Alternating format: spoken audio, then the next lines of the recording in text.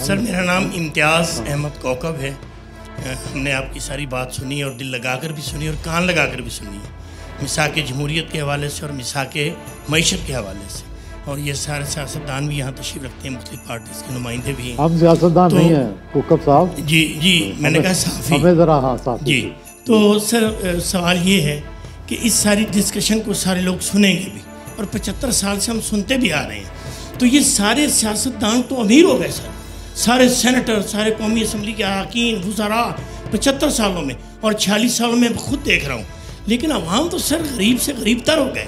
इसके लिए तो किसी ने कोई हल। सवाल क्या आपका?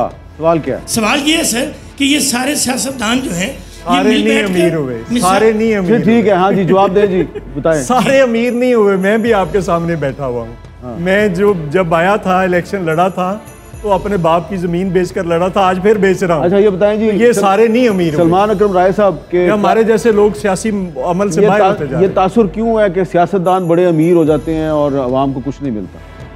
देखिए, कुछ हो जाते होंगे, लेकिन ये भी मैं समझता हूँ जो सियासत और जमहूरियत के खिलाफ एक मनफी तासुर कायम किया जाता है, उसका हिस्सा है।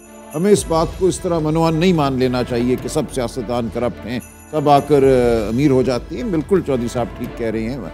बहुत से लोग हैं, हमारे सामने मिसालें मौजूद हैं, जिन्होंने वाक़तन अवाम दोस्त सियासत की है और करना चाहते हैं। लेकिन आप आइए ना सियासत में, आप क्यों नहीं आते? देखिए, मैं आजकल जो फिर रहा हूँ पिछले चंद माह से, ऐसे ऐसे हीरे मुझे मिल रहे हैं तारीख गलियों में, छोटे छोटे घरोंदों में। इतने बड़े दिल, इतने बड़े दिमाग।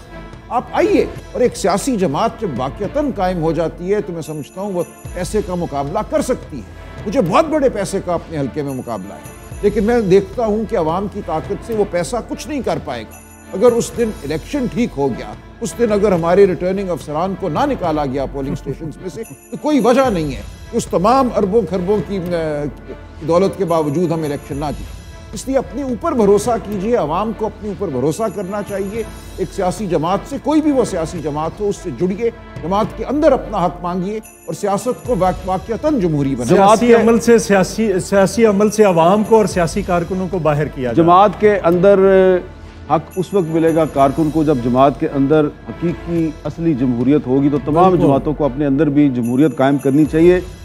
मुसद्दिक मलिक साहब बहुत शुक्रिया, चौधरी मंजूर साहब, सलमान अकरम राया साहब, जनाब अहमद बिलाल महबूब साहब और सुहेल वड़ाई साहब, मेरी तरफ से और शहजाद इकबाल साहब की तरफ से आपका और यहाँ पे जो शुरका हैं आप सबका बहुत बहुत शुक्रिया। और हम उम्मीद करते हैं कि ये जो आज की ग्रेट डिबेट है, इस ग्रेट डिबेट में हमने एक नई मिसाक जमहूरियत की ज़रूरत पे बात की, नई मिसाक मईशत की ज़रूरत पे बात की।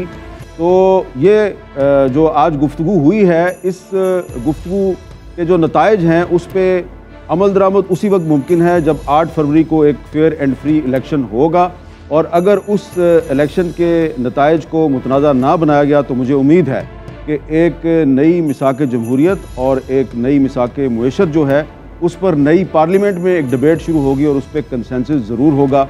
हम दोनों को इजाज़त दीजिए। अल्लाह हाफ़िज़।